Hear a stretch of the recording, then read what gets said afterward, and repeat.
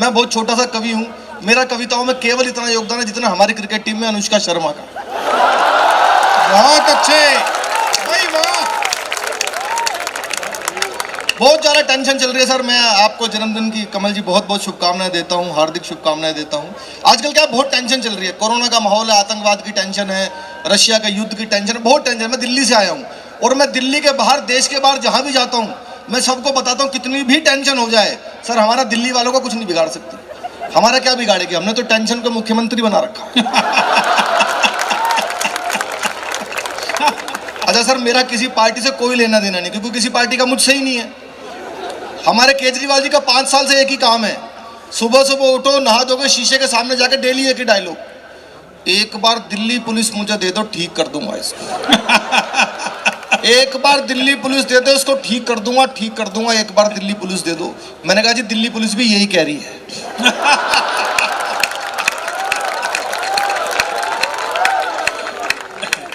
एक बार दे दो बस। देखो बीमारियां खत्म होती है, कोरोना धीरे धीरे खत्म हो रहा है। हमारे वैज्ञानिकों ने वैक्सीन बनाई, डॉक्टर्स ने मेहनत की, स्वास्थ्य कर्मियों ने मेहनत की, ऐसे बीमारियां खत्म होती है। हमारे केजरीवाल जी ने पूरी दिल्ली से डेंगू खत्म कर दिया। जो लोग दिल्ली से आए होंगे उनको पता होगा, दिल्ली आप सब लोग जाते रहते हो। उन्होंने भाई साहब पूरी दिल्ली से डेंगू खत्म कर दिया। पता कैसे किया? पूरी दिल्ली में बड़े बड़े होर्डिंग लगवाए 200-200 फीट के, उस पर लिखवाया डेंगू का मच्छर साफ पानी में भी पनप सकता है, नीचे उनका फोटो।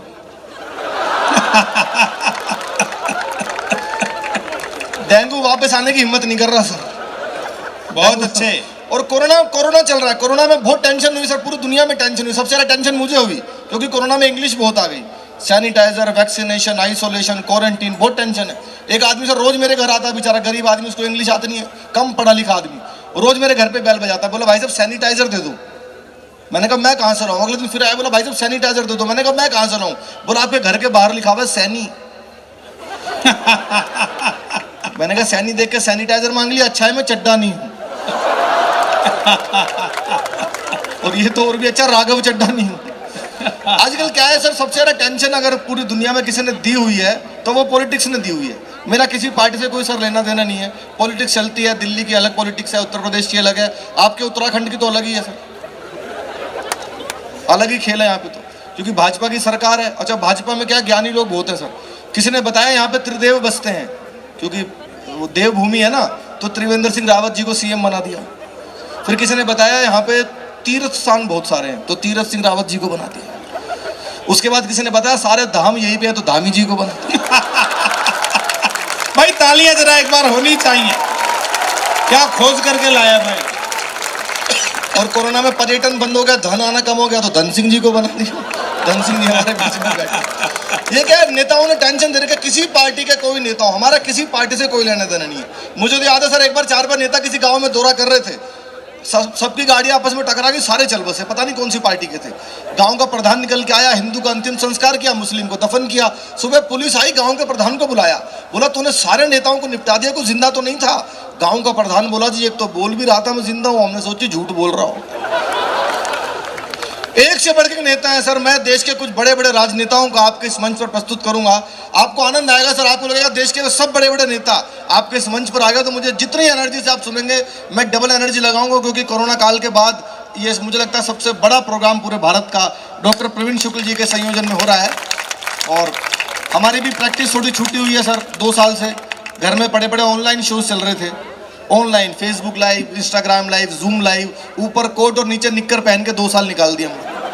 अब प्रोग्राम होने शुरू हुए हैं, तो अब बहुत अच्छे, वाह। तो थोड़ी प्रैक्टिस हमारी भी छूटी हुई है। हम लोग, मैं पूरी एनर्जी लगाऊंगा, जितनी एनर्जी से आप सुनेंगे मैं डबल एनर्जी आपको लगा के दूंगा, क्योंकि प्रैक्टिस छूटी हुई है सर। माइक पे अभी प्रोग्राम होने शुरू हुए हैं, ऐसा भी हो सकता है मोदी जी की आवाज़ निकालूं, देवगौड़ा की निकल जाए, लेकिन बहुत मजा आएगा। एक से बढ़ के एक नेता है सर। एक नेता है लालू प्रसाद यादव, आप सब जानते हो। लालू जी का अपना स्टाइल है भाषण देने का। देखना, एक बार लालू जी भाषण दे रहे थे, सामने ऐसे ही इंटेलिजेंट लोग बैठे थे जैसे ये बच्चे बैठे हैं। लालू जी ने 1 घंटे भाषण दिया, लड़का उठा, एक लाइन में लालू जी को निपटा दिया। देश के सभी नेताओं को आपके मंच पर लेके आऊंगा, बड़ा आनंद आएगा। लालू जी ने जैसे ही भाषण देना शुरू किया, वाह, नरेंद्र मोदी, नरेंद्र मोदी, भाइयों बहनों अच्छा दिन, कब अच्छा दिन आएगा? ए नरेंद्र मोदी कब अच्छा दिन आएगा। नीचे से एक लड़का उठ गया, बोला जी 9वीं फेल आपका लड़का विधायक बन गया और कितने अच्छे दिन लोग। बहुत अच्छे। और कितने अच्छे दिन लोग। एक नेता है सर नवजोत सिंह सिद्धू, मैं लाफ्टर 3 में सबसे यंग पार्टिसिपेंट था। हम लोगों को माइक ले जाकर रखना होता था, सिद्धू जी को हंसना होता था। और आपने सिद्धू जी का भाषण सुना है, 5-5 किलोमीटर लंबा भाषण होता है। एक बार सिद्धू जी बोलना शुरू कर दे, एक बार सिद्धू जी बोलना शुरू कर दे, या तो भगवान रुकवा सकता है या इमरान रुकवा सकता है। बहुत अच्छे, बहुत अच्छे। उसने जैसे एक नया लड़का आया लाफ्टर में, उसने जैसे ले आके माइक रखा, गुरु मैं कहता हूं तुझ में वो बात है, तू ही है जो सागर को नदी दशक को सदी बना देगा। माय डियर फ्रेंड तुझ में वो कला है, नदियां नाले पर्वत झरने गागर सागर। बंदा डर गया, बोला जी माफ करो मैं तो माइक टेस्ट करने आया।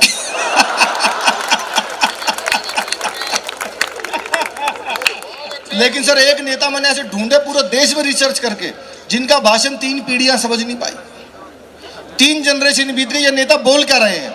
मुलायम सिंह यादव। किसी को समझ में नहीं आया, मुझे समझ में नहीं आया, पिताजी को नहीं आया, दादाजी भी बिना समझे ही चले गए। किसी को मतलब मुझे तो क्या, उनके बेटे को समझ में नहीं आ रहा। अखिलेश यादव से पूछा आपके पिताजी ने क्या कहा, उन्होंने जो भी कहा ठीक कहा, क्या कहा ये नहीं पता।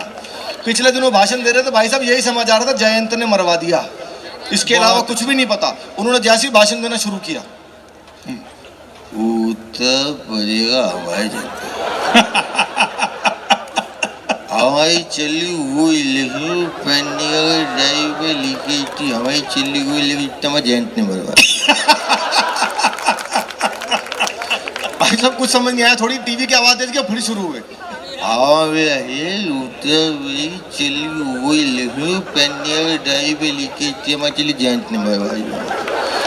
कुछ नहीं समझा, पिताजी को लिया, बोला कि पता नहीं क्या बोला, फिर शुरू हुए।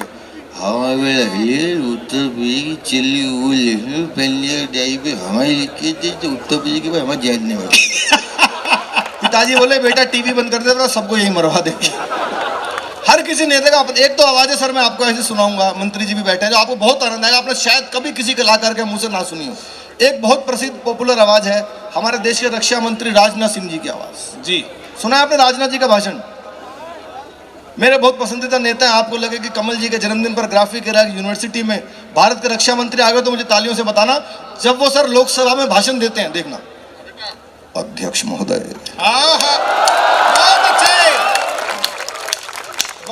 जहां तक प्रश्न पाकिस्तान का है तो हमारी सरकार ने पाकिस्तान को यह स्पष्ट संदेश दे दिया है कि पाकिस्तान से अब कश्मीर पर कोई बात नहीं होगी, बात यदि होगी तो पीओके पर होगी, कश्मीर पर। अंदाज है सर। लेकिन एक आवाज है जो पूरी दुनिया में गूंज रही है, हमारे प्रधानमंत्री मोदी जी की आवाज। उनका भाषण सर सब लोग सुनते हैं, जो पसंद करता है वो भी सुनता है, जो नहीं करता वो 2 बार सुनता है। मोदी जी बहुत पॉपुलर नेता, उनका भाषण सब लोग सुनते हैं। मैं मोदी जी की मिमिक्री सुनाऊं उससे पहले मैं 4 पंक्तियां आपकी अदालत में रखता हूं, आपको बहुत आनंद आएगा। और मुझे यकीन है कि प्रोग्राम शुरू होने से अब तक जितनी तालियां नहीं बजी है, 4थी पंक्ति में उतनी तालियां एक साथ बजेंगी। एक मूवी आई है सर अभी, कश्मीर फाइल्स, दी कश्मीर, आप सबने देखी होगी। लोग बहुत उसको देखकर भाव विभोर हुए, इमोशनल हुए। अच्छा, जो अभी यंग जनरेशन है इंस्टाग्राम वाली, उसको कश्मीर फाइल्स देखकर पता लगा कि कश्मीर में क्या क्या हुआ था, थोड़ा सा पता लगा। हमें तो पंवार जी की कविता जो 90s से पंवार जी सुना रहे, हमने बचपन में वो सुनी है। पंवार जी तो ऐसी फिल्म थी जो हर चौराहे पे खुद जाके पंवार जी ने कश्मीर की कविता सुनाई है। मुझे लगता है वो फिल्म से कई गुना बड़ी पंवार जी की कविता है। तो मैं 4 पंक्ति आपको सौंपता हूँ, डॉक्टर हरिओम पंवार जी के चरणों में समर्पित करता हूँ। आपको लगे कि धारा 370 का पूरा इतिहास मैंने 4 पंक्तियों में दे दिया, तो 4थी पंक्ति पर अभी तक की सर्वाधिक तालियां आपको चाहिए, उसके बाद मैं मोदी जी को बुलाऊंगा। पूरा कश्मीर का इतिहास है सर, 4 पंक्तियों में सुनिएगा। देश तो आजाद हुआ और जिंदाबाद हुआ, जलता रहा तिरंगा कश्मीरी लैंड में। देश तो आजाद हुआ और जिंदाबाद हुआ, जलता रहा तिरंगा कश्मीरी लैंड में। भारत हो मुर्दाबाद और पाक जिंदाबाद, यही धुन बजती घाटी के हर बैंड में। जन विश्वास जगा, भावी इतिहास जगा और देश सौंप दिया मोदी जी के हैंड में। 70 बरस से कलंक थी जो धारा वह मोदी ने उखाड़ फेंकी 70 सेकेंड में।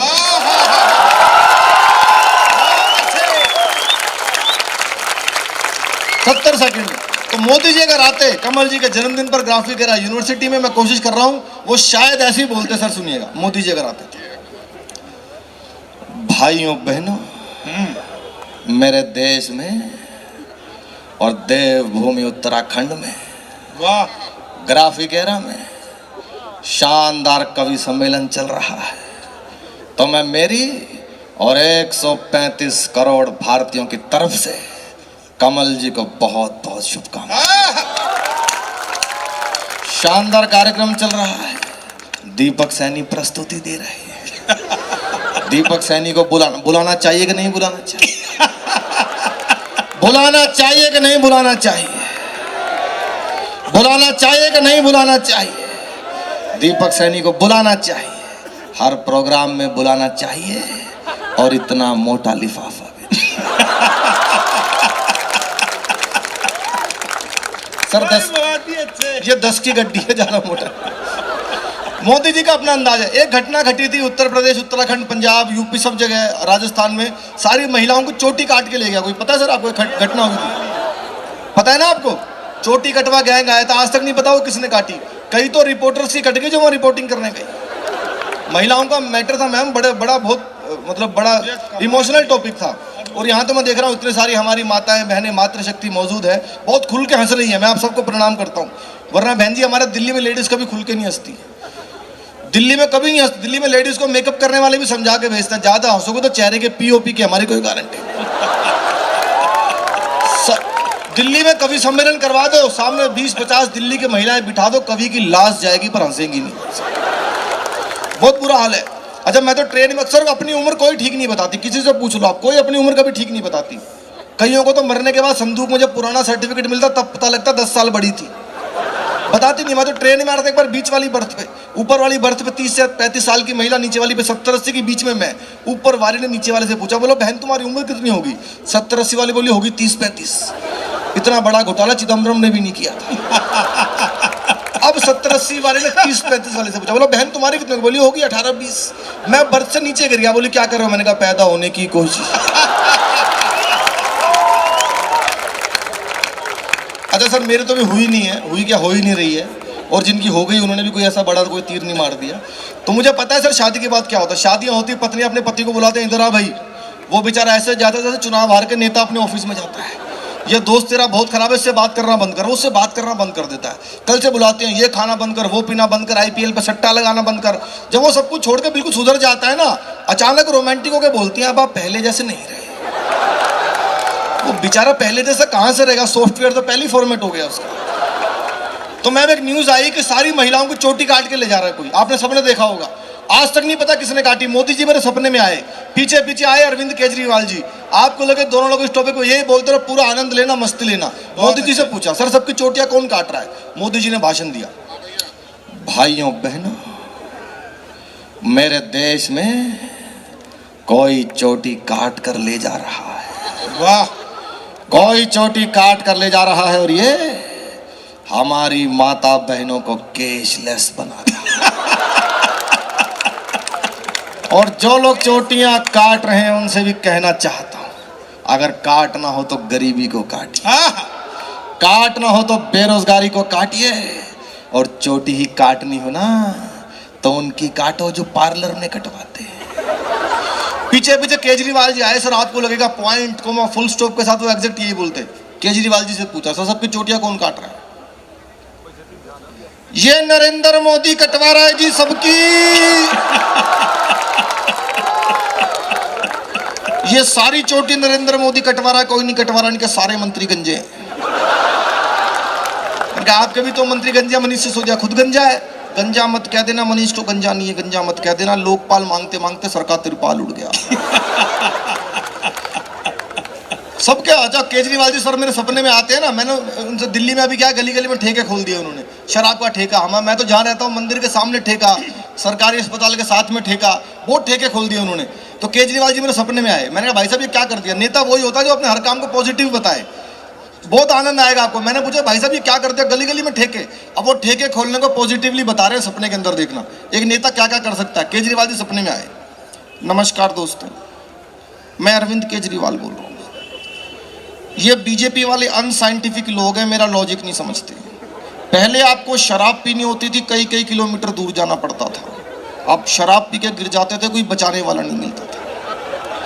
आज मैंने आपके घर के नजदीक खुलवा दिए, अगर आप शराब पी के गिर जाते हो तो चाचा, भतीजा, बुआ कोई ना कोई आपको बचा लेता, इससे आपकी रक्षा हो। पहले देश में अंग्रेजी नहीं बोलना जानते थे लोग, अंग्रेजी नहीं बोल पाते थे। अब रिक्शा वाला भी जाकर ठेके पे फर्राटे से कहता है बडवाइजर दे दो मुझे, किंगफिशर दे दो मुझे, रोल स्टार। इससे देश में शिक्षा नीति का प्रसार। Thank you. एक आवाज बिल्कुल ताजी सुनाता हूं जो आपने पूरे देश में किसी के मुंह से नहीं सुनी होगी, मैं आपको सुनाता हूं, पवार जी को समर्पित करता हूं। हमारे देश के गृह मंत्री अमित शाह जी की आवाज। अमित शाह जी की मिमिक्री आपने सुनी है कभी? कभी नहीं। कोई करता नहीं है। अच्छा सर, करता भी होगा तो कर नहीं पा रहा होगा। अमित शाह जी का भोकाल है ना, अपने टाइप का है। तो अमित शाह जी का बड़ा जबरदस्त भाषण है। पहले देखना वो किस तरह से भाषण देते हैं। आपको लगे कि अमित शाह जी ऐसे ही बोलते हैं तो मुझे आप सबका आशीर्वाद चाहिए। पहली बार आप किसी को सुनेंगे, सुनना दादा, अमित शाह जी जैसे भाषण। स्वागत। देखिए, ये राहुल बाबा कहते हैं इनको विकास दिखाई नहीं देता है। राहुल बाबा, आपको कभी विकास दिखाई नहीं देगा क्योंकि आपकी आंखों पर तो इटालियन चश्मा चढ़ा हुआ है। इटालियन चश्मा। भाई बहुत अच्छे। सर वो कवि सम्मेलन में आ गए और उन्होंने भाषण देना शुरू कर दिया। पीछे से किसी ने कहा सर कवि सम्मेलन चल रहा है।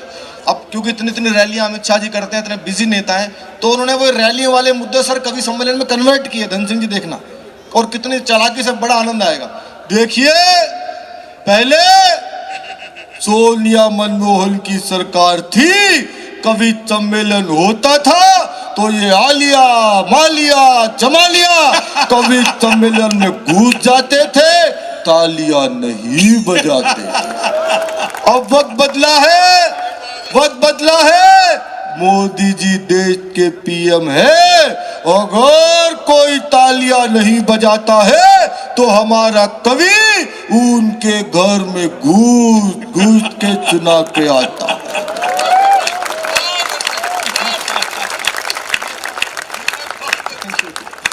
तो आइए, समय की भी अपनी सीमाएं हैं, बहुत बड़े बड़े कवियों को हमने सुनना है। मैं एक छोटी सी कविता सुना करके अपना स्थान लेता हूँ। छोटी सी कविता सुना, एक कविता मैं सुना देता हूँ।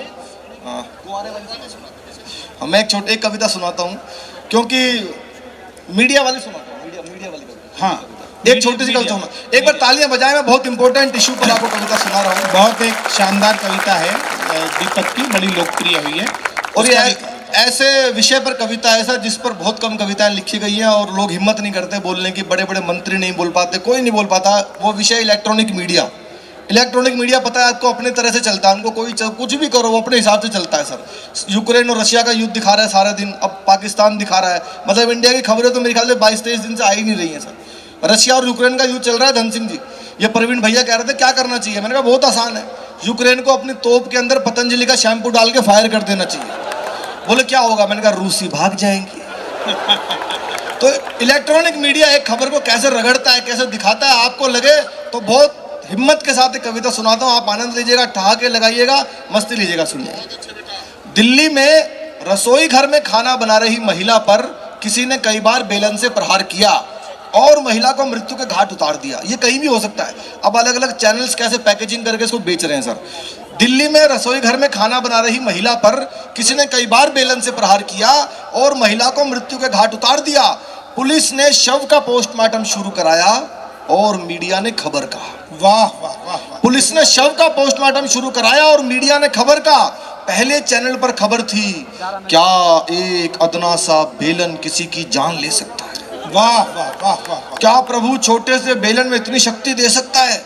हमारे विशेष संवाददाता जांच के लिए इसकी तह तक जाएंगे और बेलन की सही शक्ति का पता लगाने के लिए कैमरामैन के सर पे आजमाएंगे। वाह वाह वाह वाह। दूसरे चैनल पर रिपोर्टर खाली जमीन दिखाते हुए बोला, गौर से देखिए इस जमीन को, ये कोई मामूली जमीन नहीं है। उस महिला की मौत की जड़ यही है। 500 साल पहले यहाँ था एक पेड़ जिसका बेहद मोटा तना था। जी हाँ, उसी तने की लकड़ी से वो खूनी बेलन बना था।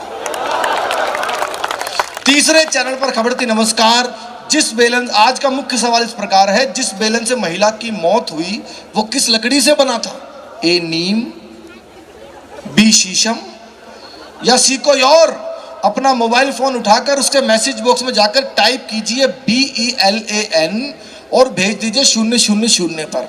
और अपनी प्रस्तुति का सबसे बारीक व्यंग आप सबके चरणों में रखता हूँ। आपको लगे कि हमारे मीडिया की संवेदना इस कदर भी कभी कभी हिल जाती है तो मुझे बताइएगा। चौथे चैनल पर खबर थी। नमस्कार, आज हमारे साथ मृतक महिला के पति सुधीर हैं, जो इस वक्त बेहद गंभीर हैं। सुधीर, जैसा कि हमें पता चला है कि आप दफ्तर से जल्दी आने वाले थे, अपनी पत्नी के हाथ से बने पकौड़े खाने वाले थे। दर्शक आपसे जानना चाहते हैं आपको ज्यादा किस चीज का दुख है। वाह, दर्शक आपसे जानना चाहते हैं आपको ज्यादा किस चीज का दुख है, पत्नी के मर जाने का या पकौड़े ना खा पाने का। इतना सुनकर सुधीर रो दिए। रिपोर्टर फिर बोला, सर थोड़ी देर अपना गम दबा लीजिए, मन को मत मारिए, पकौड़े बाहर से मंगा लीजिए। बस इससे ज्यादा मैं नहीं देख पाया इलेक्ट्रॉनिक मीडिया का द्वंद। तुरंत अपना टेलीविजन किया बंद और ये विचार किया कि सबसे अलग दिखने की चाह में ये झूठ के पालने में इतना झूल गए, ज्यादातर मीडिया चैनल तो सत्य दिखाना ही भूल गए। वाह वाह वाह, ज्यादातर तो सत्य दिखाना ही भूल गए। बहुत अच्छे। ये उधर उधर से उल जुल खबरें सहेजते हैं, फिर उसे मन चाहे दाम पर बेचते हैं। और हकीकत तो यह है दोस्तों, सबसे तेज होने का दावा करने वाले ये चैनल्स धीरे से ही सही पर सत्य सत्य और केवल सत्य दिखाएंगे तो हमारे देश में हत्यारे, चोर, अपराधी, भ्रष्टाचारी, बलात्कारी शायद नहीं पनप पाए। वाह, बहुत बहुत शुक्रिया सर, आपको जन्मदिवस की बहुत बहुत दीपक, शुभकामनाएं। एक विशेष मांग आई है, वो बड़ी एक वायरल आपकी वीडियो हुई राकेश टिकैत जी वाली, अच्छा, तो थोड़ा सा अंश उसका भी सुना दीजिए। विशेष मेरे पास हुआ है। राकेश टिकैत राकेश टिकैत जी की मैंने मिमिक्री की थी नवंबर दिसंबर में, बहुत वायरल थी। पता नहीं आप लोगों से किसने देखी या नहीं देखी। राकेश टिकैत जी को आप सब जानते हैं, उनका भाषण सबने सुना है। पिछले 1 सालों तक बहुत वायरल उनका भाषण रहा और जो पॉपुलर होता है सर हम उसकी मिमिक्री करते हैं, उसके बाद तो किरकिरी उनकी हुई गई। तो राकेश टिकैत जी आते सर आपके जन्मदिन पे आते अगर कमल जी तो देखना उनका क्या है, कुछ भी बोलते हैं, आंदोलन हो, हर बात पे आंदोलन चलता है उनका। राकेश टिकैत जी अगर आते हैं आपके जन्मदिन पे तो कोई उनसे बोलता सर आप ग्राफिक एरिया में आए, क्या करोगे? आंदोलन होगा, आंदोलन होगा, हाँ पूरा आंदोलन होगा, आंदोलन करेंगे। हाँ, कमल जी का जन्मदिन है, जन्मदिन मनेगा, आज जन्मदिन मनेगा कमल जी का, पूरा मनेगा, कोई केक नहीं काटेगा यहाँ। कौन काटेगा केक? खबरदार किसी ने केक काटा, कोई केक नहीं काटेगा, गुड़ कटेगा। हाँ गुड़ कटेगा, गुड़। अच्छा सर, ये जो वायरल हुआ था वो आपको सुनाता हूँ, जिसकी प्रवीण मैंने डिमांड की। हमारी टीम वर्ल्ड कप से बाहर हो गई थी, ICC वर्ल्ड कप आपको पता है ना, 2020 में पाकिस्तान से हार गए, उसके बाद न्यूजीलैंड से हार गए सर, हमारी टीम बाहर हो गई। तो टिकैत जी मेरे सपने में आए, उस पर मैंने आइटम बनाया था, वो काफ़ी आपने उसको आशीर्वाद दिया। मैंने पूछा सर ये हमारी टीम वर्ल्ड कप से बाहर हो गई, क्या करोगे? आंदोलन होगा, आंदोलन करेंगे, आंदोलन। मैंने कहा जी कहाँ करोगे? हाँ ये करेंगे ICC के गेट पे करेंगे, ICC के गेट। मैंने कहा जी ICC, हाँ ये जो इंटरनेशनल कांग्रेस कमेटी जो क्रिकेट करवाती है वहाँ करेंगे आंदोलन, वहाँ करेंगे ICC का। मांग करेंगे, मांग होगी। मैंने कहा जी क्या मांग? मांग करेंगे ये जो दोनों मैच हारे हैं दोबारा करवाओ। वाह, ये दोनों मैच दोबारा करवाओ और रन रेट का कानून बढ़ेगा। बहुत अच्छे। रन रेट बढ़ गया, उसका रन कौन बढ़ाता है? रन का रेट कौन लेता है? रन का रेट, रन रेट का कानून बढ़ेगा। और तीसरी मांग, अंपायर उंगली उठा के आउट करता है, अंपायर उंगली उठा के आउट देता है, हम बैट्समैन ऐसे कर देता है, अंपायर किसी से बात करता है वो नोट आउट दे देता है। ये कौन है बीच में जिसकी बात होती है अंपायर से? उसकी जांच करवाओ, उसकी जांच होगी, आंदोलन करेंगे, पिच पे बैठेंगे, विकेट की बजाय गन्ने गड़ेंगे। अब क्या हमारा आंदोलन होगा। शुक्रिया, बहुत बहुत शुक्रिया।